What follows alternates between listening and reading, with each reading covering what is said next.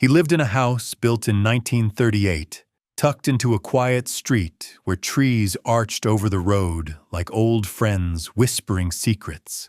The bricks were cracked in places. The porch swing moaned when the wind touched it. Inside, the scent of old books and fresh tea lingered, like the past and present trying to share space. Graham turned 74 last March.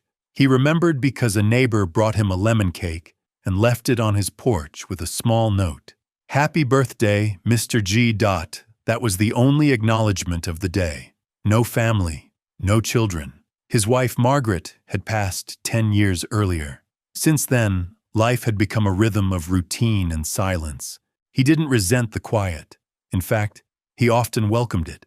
There was comfort in knowing what each day held: a slow walk to the mailbox, breakfast with the local paper, an hour tending the garden, reading in the afternoon sun, a single glass of scotch in the evening. Everything predictable, everything in its place. Then Elise moved in next door. He noticed her not because she made noise, but because she didn't. She moved like someone who had done a lot of living and a lot of grieving. There was a carefulness to her, how she unpacked her things, how she paused before opening her door, how she stood at her mailbox for a few extra seconds, as if hoping for more than bills and advertisements. They first spoke on a Tuesday morning. Graham was pruning his roses. She was walking a small dog, one of those wiry, nervous ones that seemed suspicious of everyone. "Beautiful roses," she said. He looked up, shielding his eyes. "Thank you. They only bloom like this when the spring is honest." She smiled. "That's a lovely way to put it." "Elise," she offered, stepping closer and extending her hand. Graham, and that was that. A name, a handshake, a shared moment beneath the reluctant spring sun. But something lingered. Over the weeks, their conversations lengthened. Weather became books. Books became stories. Stories became confessions. She told him about her late husband, a jazz pianist who died too young. Graham shared tales of his wife's laughter, how she used to sing to the radio while baking. It was never romantic. Not at first. It was companionship. Two people who understood what it meant to outlive the plans they'd made with someone else. Spring faded into summer, and with it came new habits they didn't plan but quietly accepted. Every Tuesday morning, Elise brought over coffee in a thermos and sat on Graham's porch. They would talk about everything and nothing.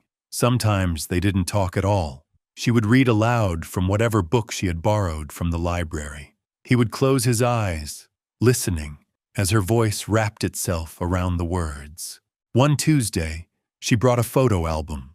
"I thought maybe you'd like to see what life looked like back then," she said, setting it gently on his lap. The leather cover was worn, the corners soft and curling. Graham opened the album slowly, as if flipping through pages of a sacred text. Young Elise was there, smiling at the ocean. A wedding photo, her husband tall, arms around her, his eyes full of mischief. Pictures of travels, Rome, Tokyo, Nairobi. Her life was rich, vibrant. He could almost hear the laughter in the background of each shot. "Do you miss it?" he asked, not looking up. "I miss moments," she said, "but not all the time, not every moment. Grief teaches you to hold on lighter." He nodded. "It taught me how to be still. I used to run from pain. Now, I let it sit beside me.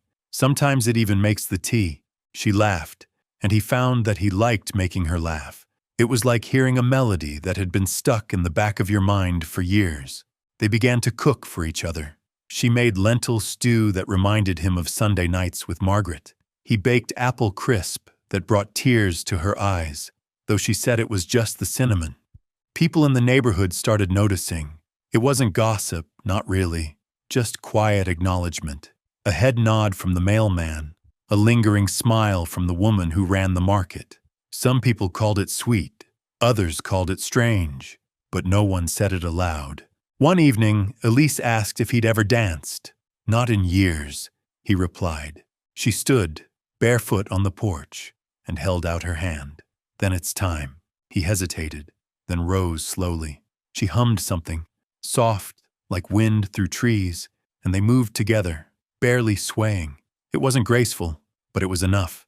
Enough to awaken something he thought had gone silent forever. They didn't talk about love. They didn't have to.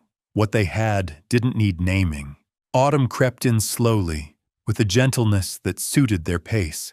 Leaves fell like silent blessings across their lawns, and the sunlight turned golden, softer, like a memory.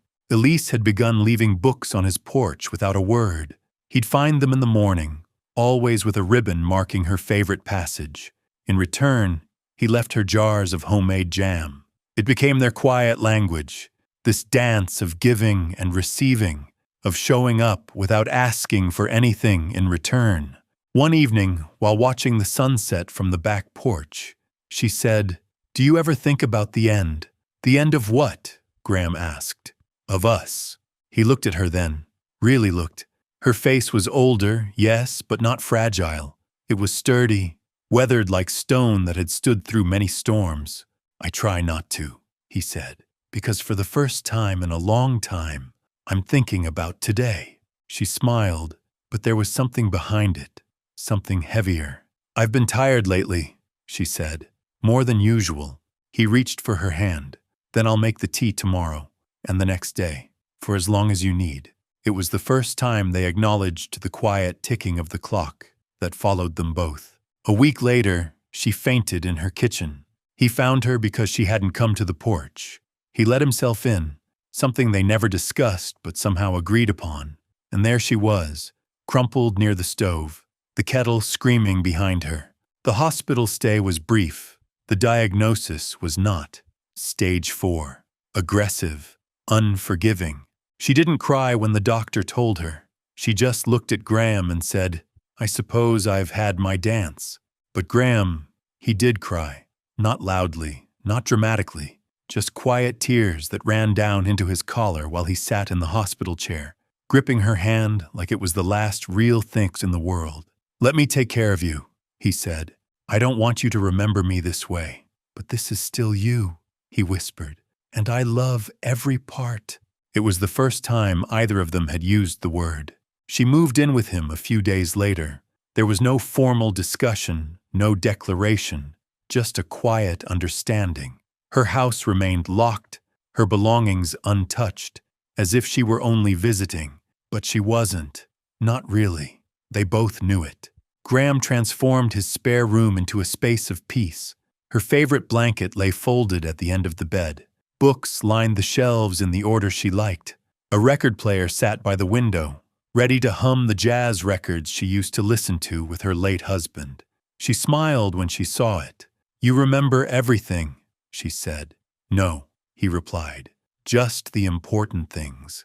The days became slower, but never dull. They cooked together when she had the strength. When she didn't, he brought her meals on a tray. Sometimes she could only manage a few bites. Sometimes she didn't speak at all, but her eyes always found his. She told him one morning, "I hate what this is doing to me." He didn't respond right away. Then he said, "But I love what you still are." He read to her, old poetry, her favorite novels, bits of their letters.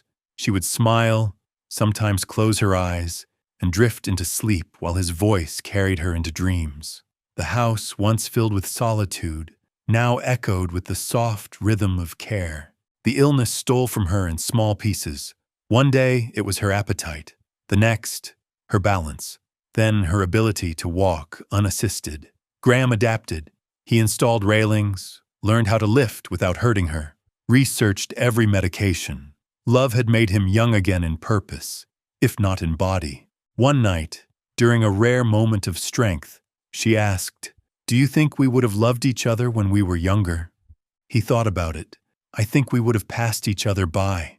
I would have been too busy chasing things that didn't matter. You would have scared me. You're too real." She chuckled, then winced. "Then I'm glad we met now." "So am I." The pain worsened in November. By then the leaves had all fallen, and the wind had turned mean. Graham began sleeping in a chair beside her bed. He didn't want to miss a moment. Not a word. Not a sigh. She slipped into unconsciousness just after Christmas. For 4 days, he read to her anyway, talked to her, played her favorite records. held her hand like it anchored him to the earth. On the 5th day, she opened her eyes, weak, unfocused, but still hers. He whispered, "I'm here." Her lips moved, barely. He leaned in. "Thank you," she breathed. Then she was gone. The house was quiet again, but it was a different kind of quiet. Before Elise, silence had been a weight Graham carried. It filled every room, clung to the walls, sat beside him at the dinner table. After her, silence became a space, soft, sacred, full of memory. Her presence lingered like perfume in the folds of her favorite blanket, the bookmarks still left in half-read novels, the teacup that hadn't moved from the windowsill. He didn't cry much, not after the first week. Grief had matured in him, become something gentle. It didn't demand breakdowns or loud sobs.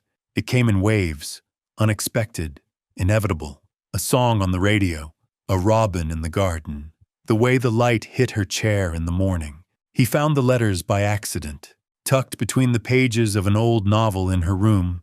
They were addressed to him, 6 of them, each dated over the course of her illness. She must have written them late at night, during moments of clarity and solitude. The first one read, "Graham, if you're reading this, I'm gone, and you're sitting somewhere with that brave, quiet heart of yours, probably making tea and pretending you're fine. Stop that. Feel everything. You've earned it. This letter is the first of 6. I didn't want to leave without telling you a few things I may not have had the courage to say aloud, but I meant every word I gave you, and every silence too. I didn't expect you. That's what made you magic." Each letter unraveled a part of her soul. She told him about the first time she realized she loved him, watching him dance clumsily in the kitchen. Her favorite memory, him reading by candlelight during a storm, and her deepest regret, not meeting him sooner. The last letter was shorter. "My love, I hope you plant tulips again this spring. I hope you find someone to talk to, even if it's just the stars. You made my last chapter feel like a beginning. That's something most people don't get. I love you, not in the past tense. Forever." He framed that one. Years passed. Graham grew slower, but not bitter. He still walked every morning, still played her records on Sundays. He volunteered at the library, helped organize the poetry section, and donated books in her name. One rainy afternoon, he found himself sitting on the bench in the park, where they had first talked for longer than a few seconds. A young woman passed with a child, glanced at him, and smiled. He smiled back, and for a moment, it felt like Elise was there, beside him, laughing softly, reminding him that late love isn't second-hand love. It's love that has learned what matters. Love that doesn't waste time on fear. Love that arrives when it's ready, and finds you ready too. Years rolled on, and Graham lived not in grief, but in presence. He didn't chase distractions, nor did he trap himself in sorrow. Instead, he learned the art of carrying love forward, without forcing it to remain unchanged. He became something of a legend in the neighborhood, the old man who always carried books, the man who sat on the same bench every Thursday, rain or shine, the man who gave jam to the kids during Halloween and told them stories that made them pause their screens and listen. People asked about Elise sometimes. New neighbors, curious strangers. "She was my partner," he'd say. "My favorite chapter." One spring, when he turned 82, a letter arrived. Handwritten, no return address. Inside was a photograph, Elise at the beach, wind in her hair, and a short note. "You may not know me, but I was Elise's niece. She spoke of you often, said you made her believe in joy again. Thank you for loving her." He wept after reading it, not because he was sad, but because even now love continued to ripple outward, quietly, softly, like the rings of water after a single stone touches the surface. That year, Graham hosted a small poetry reading at the local library. He called it Letters Between Seasons. People came, mostly older, some young. He read a poem inspired by Elise, written in the months after she passed. "She came in autumn, but left in snow. Still, tulips bloom, because she taught me how." He never remarried. He didn't need to. What he had with Elise had been enough. Not in quantity, but in depth. When Graham passed at the age of 88, peacefully in his sleep, he left behind little in the way of riches, no sprawling estate, no famous legacy. But his house was full of books, hundreds of them, each with notes in the margins, small bookmarks made of pressed flowers, and underlined sentences that spoke of love, time, and stillness. And on his nightstand, still framed in simple wood, was Elise's final letter. "You made my last chapter feel like a beginning." At his memorial, they played a recording of Elise's favorite jazz piece, and for those who knew the story, who had seen them dance, heard their laughter, watched the garden bloom year after year, it wasn't a goodbye. It was just the turning of a page,